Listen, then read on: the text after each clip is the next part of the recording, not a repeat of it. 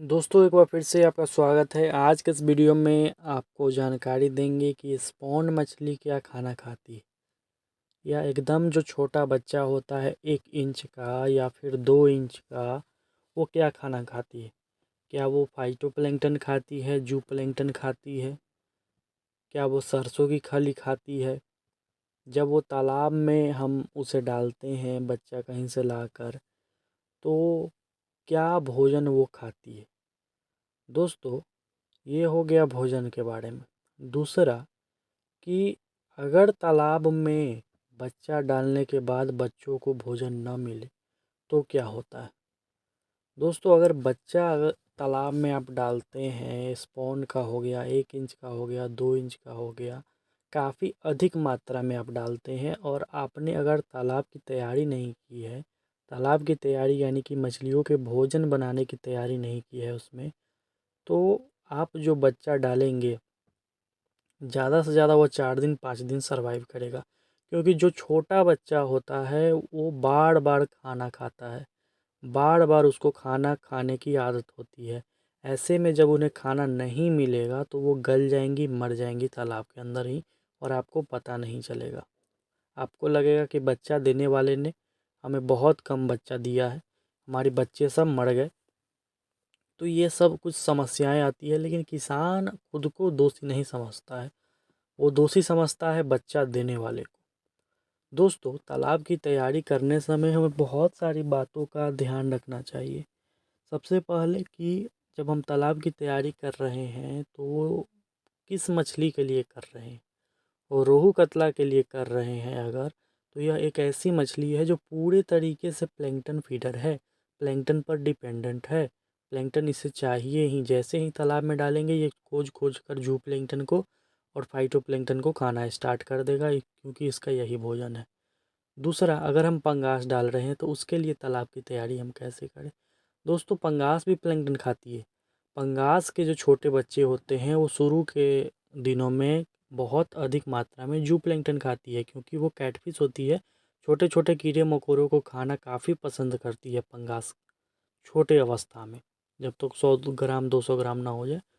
उसके बाद भी वो सब कुछ खाती है। जू प्लैंकटन दे दीजिए, सरसों की खली दे दीजिए, दाना दे दीजिए, हर चीज़ खाती है, मीट दे दीजिए, सारा कुछ खाती है। अगर हम तालाब की तैयारी ग्रास कार्प सिल्वर कार्प के लिए कर रहे हैं, बिग हेड के लिए कर रहे हैं या कॉमन कार्प के लिए कर रहे हैं, तो आपको फिर से प्लैंकटन की मात्रा और हरी चारी की मात्रा आपके तालाब में सुनिश्चित करनी होगी। हरा चारा कहाँ से आएगा, तो आप बरसीम उगा सकते हैं, अजोला उगा सकते हैं, डकवीड उगा सकते हैं, घास उगा सकते हैं, बहुत सारी चीज़ें हैं ग्रास कार्प के लिए। तो सबसे पहले बात करते हैं कि स्पॉन जब आप तालाब में डालते हैं, स्पॉन से शुरुआत हम करते हैं, तो उस समय तालाब की तैयारी के समय में ही ध्यान दे देना है कि प्लैंकटन तालाब में हमारा बन जाए। उसके लिए अधिक कहीं भी आपको खाद की ज़रूरत नहीं है, बहुत अधिक रासायनिक खाद की ज़रूरत नहीं है। बस सरसों की खली थोड़ी सी मात्रा में आपको डालना है, बहुत अधिक नहीं। जब आप स्पॉन या 1 इंच या 2 इंच का बच्चा डालते हैं तो सरसों की खली की मात्रा बहुत अधिक नहीं। मान लीजिए आपका नर्सरी 100 बाई 100 फीट का है, तो उसमें आपको 10 किलो के आसपास ही सरसों की खली डलवाना है। गड्ढा खन कर 3 4 जगह डलवा दीजिए, फिर 1 2 दिन के लिए पानी 1 2 फीट भर दीजिए। बस इतना ही करना है आपको, ना उसमें यूरिया डालना है, ना डीएपी डालना है, सिंगल सुपर फॉस्फेट कुछ भी नहीं।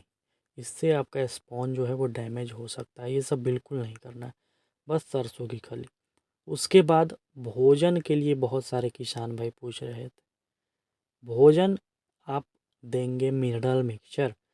स्पॉन का भोजन, शुरुआती भोजन, 1 इंच का शुरुआती भोजन, 2 इंच का शुरुआती भोजन, या किसी भी साइज के मछली का जो शुरुआती भोजन है वो मिनरल है। मिनरल शरीर में जाएगा, काफ़ी फायदा करेगा, मछली काफ़ी तेज़ी से बढ़ेगी।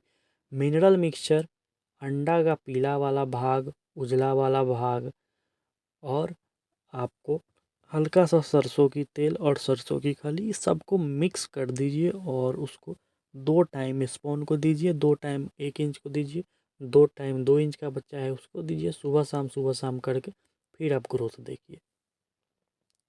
अब यहाँ पर 2 चीज़ें हैं। सबसे पहले तो आपने तालाब की तैयारी करने समय तालाब में प्लैंकटन भरपूर मात्रा में बना दिया। अब वो जो प्लैंकटन है वो 1 महीने चलेगा। ऐसा क्यों? क्योंकि छोटा बच्चा जो है काफ़ी कम मात्रा में प्लैंकटन को ग्रहण करता है और प्लैंकटन खुद में डिवाइड होता है, खुद बनते जाता है। जैसे मान लीजिए जितना अधिक फाइटोप्लैंक्टन बनेगा वो उतना अधिक जूप्लैंक्टन का निर्माण करेगा और जितना अधिक जूप्लैंक्टन बनेगा उतना आपकी मछलियों का ग्रोथ बढ़ेगा। तो इन चीज़ों को आपको ध्यान में रखना है। कोई भी अगर आपको बताता है कि तालाब की तैयारी अच्छे से करना है तो इसके पीछे बहुत सारे कारण हैं। तालाब की तैयारी अच्छे से हो जाएगी तो आपकी मछलियों का जो वृद्धि होगा काफ़ी तेज़ी से होगा।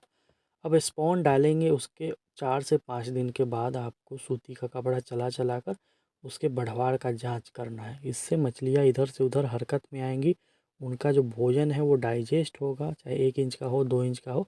आप सूती का कपड़ा चला कर उसमें से आप देखिए मुलायम कपड़ा से काफ़ी अधिक मछलियों का इसमें वृद्धि में मदद मिलेगी। दूसरा है गोबर का। कोई किसान नहीं चाहता हम इस्तेमाल करें या सरसों की खली नहीं चाहता इस्तेमाल करें तो कुछ मत कीजिए। आप पानी भर दीजिए 3 फीट 4 फीट, अगर स्पॉन छोड़ना है तो, या 1 इंच 2 इंच 3 इंच कोई भी बच्चा छोड़ना है। फाइटोप्लैंक्टन आप मंगवाइए और जू प्लैंक्टन मंगवाइए, ये 2 दवा मंगवाइए।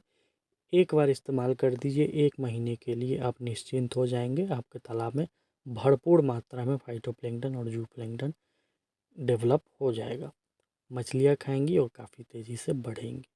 फाइटोप्लैंक्टन जू प्लैंक्टन पाउडर पोस्ट ऑफिस के माध्यम से हम आपके घर तक भेजते हैं। दिए हुए नंबर पर कॉल करके आप मंगवा सकते हैं।